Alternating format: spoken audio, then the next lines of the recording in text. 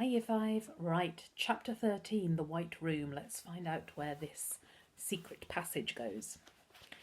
The passages are for the servants, Novak explained as the library shelves silently returned to their original position. Towering Heights has 8 floors, all with hidden doors and passages. My room's on the 5th floor and it has a passage that leads out from the back of my wardrobe. Darkus felt a thrill of excitement as he followed Novak down the narrow corridor.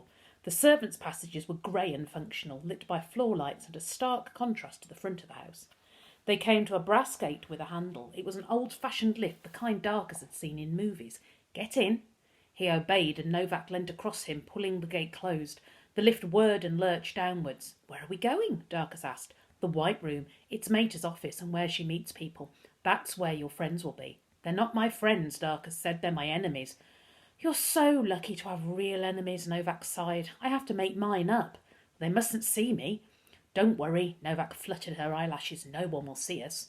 "Good," Darkus said, feeling very uncomfortable.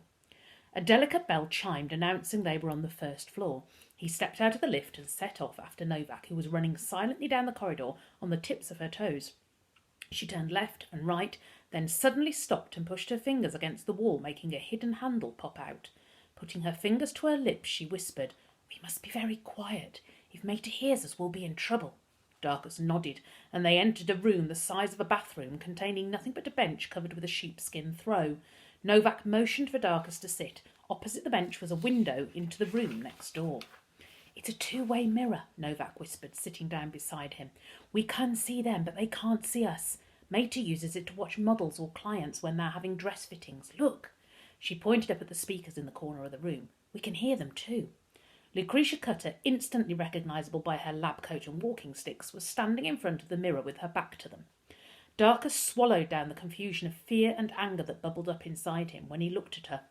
He studied the room beyond the mirror, memorising every detail to tell Virginia and Bertolt. There wasn't much furniture, and everything was either white or transparent. To the right was a laboratory bench, like the ones at school, only much cooler. The worktop was made of the same shiny white stone as the floor. A silver gas tap rising out of it made it look like a swan's neck, and beside it a powerful-looking microscope. Below the bench was a row of fridges with see-through doors. Darkus could see stacks of Petri dishes and racks of test tubes inside them.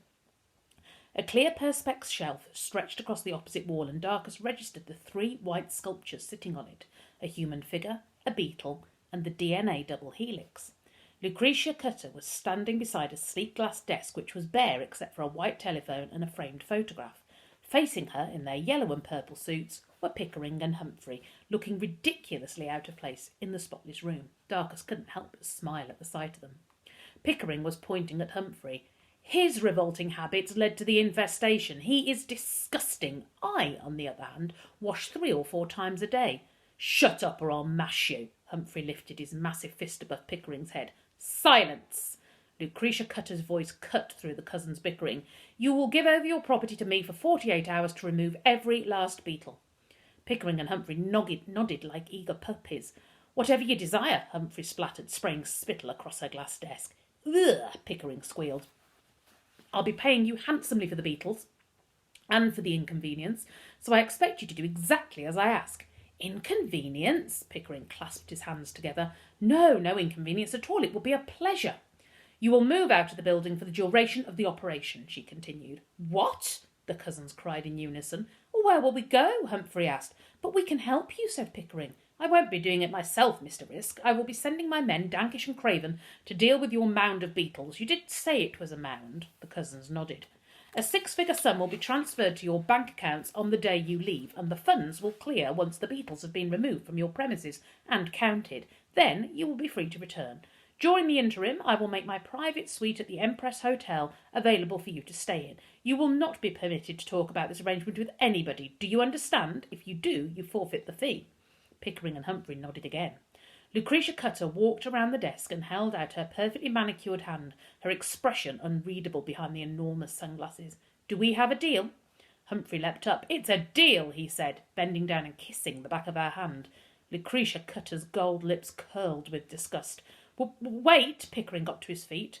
"What about the council? They know about the infestation. They want us to clear the yard. They said—" "The council will not bother you again, Mr. Risk. I'll make sure of that. Lucretia Cutter pulled her hand away from Humphrey. How do you think I found out about your beetles in the first place? She laughed a low, guttural sound. I have people everywhere. Right, yes, I see, said Pickering, clearly not seeing anything at all. She pressed a button on the white telephone in front of her. Gerard? The butler entered with a tray containing 2 documents and 2 gold pens. Sign and date the last page. Lucretia Cutter held out her hand so that Gerard could clean it with a steaming hot towel he pulled from a cylinder in his pocket. Darkus crept closer to the mirror. He felt vulnerable so close to the glass and had to remind himself that no one in the room could see him. But he now had a clear view of the framed photograph on the desk. The picture was of 9 smiling people in white coats sitting in 2 rows. Printed in a white box at the bottom of the picture were the words, Faber Project. What's the matter? Novak whispered, alarmed. Are you ill? You look like you're going to be sick. That picture, Darkus pointed. What about it? Novak came to stand next to Darkus. Oh, that's from when she was at university. You can hardly recognise her. She looks so different now. Look, her hair's all messy and scraped back. She's wearing glasses and she's smiling. She sighed. She looks nice, doesn't she? Darkus's heart was thumping against his ribs. What's so interesting about it? That, Darkus cleared his throat, finding he couldn't get the words out, is my dad. Novak leant forward. Which one? The one with the beard next to your mum. Novak stared at Darkus. He doesn't look like you at all. Novak, Darkus looked her in the eye. Suddenly finding his voice, he blurted out loudly, Someone's kidnapped my dad and I don't know why. Kidnapped? Novak looked frightened. A shadow fell across the mirror and they both looked up. Lucretia Cutter was admiring her reflection in the glass. As she turned her head from left to right, it was as if she was looking right through the mirror into the room. Darkus froze. If there hadn't been glass between them, Lucretia Cutter would have felt his breath on her cheek.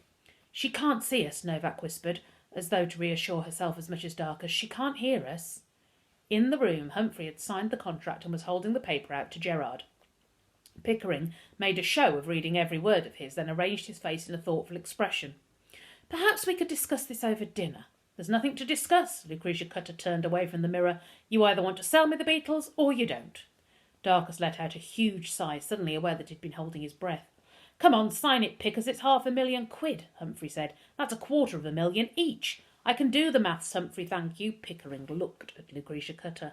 You must really like killing beetles to pay such a large amount of money to do something we'd normally have to pay for ourselves. Lucretia Cutter leant over her desk menacingly.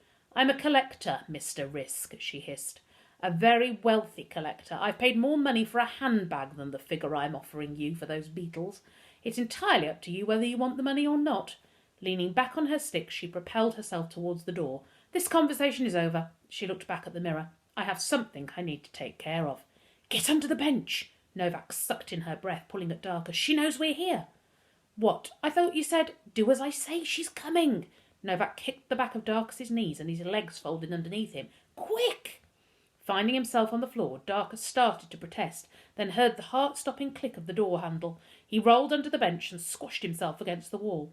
There was a muffled crunch as Baxter's jar smashed inside his rucksack. Novak pulled the sheepskin rug down to hide him, then sprang away from the bench. Mater! Darkus saw the ends of Lucretia Cutter's walking sticks and the hem of her long black velvet skirt as she swirled into the room. What do you think you're doing? Darkus heard a squawk and Novak's feet were lifted off the ground, dangling in the air. I'm sorry, Novak choked. Darkus's heart was jumping with fright. Lucretia Cutter was shockingly strong. You're forbidden from entering any of my rooms on this floor. I wanted to see the clowns, Novak rasped. Lucretia Cutter let go of her daughter, and Novak fell to the floor. She coughed and spluttered, gasping for air. You know the penalty for breaking the rules. Novak nodded, looking down. The cells, she bit her lip, looking frightened, and whispered, But please, not with the bugs. I only wanted to see the clowns. Lucretia Cutter turned away towards the mirror. Look at those 2 idiots, she snarled. They're revolting. They are very ugly, Novak agreed. Their level of the species would have been wiped out by now. Are you really going to give them all that money for some beetles? Novak asked. Don't be ridiculous, child. But you said, Novak's voice trailed off and she frowned, you made them sign contracts. I suppose the last will and testament of a person can look like a contract to the untrained eye. Lucretia Cutter laughed softly. Why would you want them to sign a will? None of your business. Novak fell silent and kept her eyes on the floor. Those are my beetles. I made them and I want them back. Lucretia Cutter let out a hiss. I don't know how they escaped from my laboratory, but if those two buffoons have realised what the beetles are capable of, they could ruin everything. I can't let that happen. I'm not ready yet. She banged her sticks on the floor with frustration. I will not let anyone stop me. Not them, not him, nobody. Him? Novak said, catching Dark's eye under the bench. Who do you mean? Lucretia Cutter spun round and struck her daughter across the head with the silver handle of one of her walking sticks.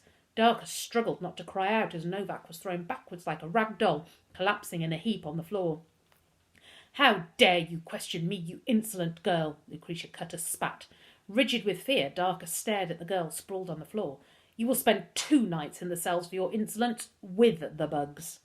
She turned to stride out of the room, her skirt whirled up and as she went, and where he should have seen an ankle and a shoe, Darcus saw a giant black claw. He pulled back in shock, hitting his head against the wall. Lucretia Cutter paused in the doorway. Darcus closed his eyes and held his breath. There was a long silence, then she stepped out of the room and the door slid shut. Darcus waited for as long as he could bear before wriggling out from under the bench on his belly, keeping low to the ground. Novak's eyes were closed and she wasn't moving. Novak, he whispered, are you okay? He touched her arm, but she didn't respond. Darcus's blood ran cold. Please, Novak, wake up. He stroked her hair. Please. She groaned and her eyes flickered open. Darcus sighed with relief. Are you okay? She blinked as she looked up at him. Don't look at me. She covered her face with her hands. A nasty purple bruise was blossoming below her eye. You need a doctor. I'm ugly, Novak sobbed. You were so brave. Darcus knelt by her side. She was so angry. She would have been even angrier if she'd found you, Novak whispered. He shook his head. I shouldn't have come here. He saw the image of the black claw flashing through his mind and filling him with dread. Novak put her hand on his and gave him a weak smile. I'm glad you came. We've got to get out of here, Darcus said. Can you get up? She gave a tiny nod. Put your arm around my shoulders. Novak wrapped her arms around Darcus's neck and he lifted her to her feet. They turned towards the door and heard a sickening click as it slid open. Oh dear, I think they're about to get caught. We'll find out tomorrow. See you later, Year 5.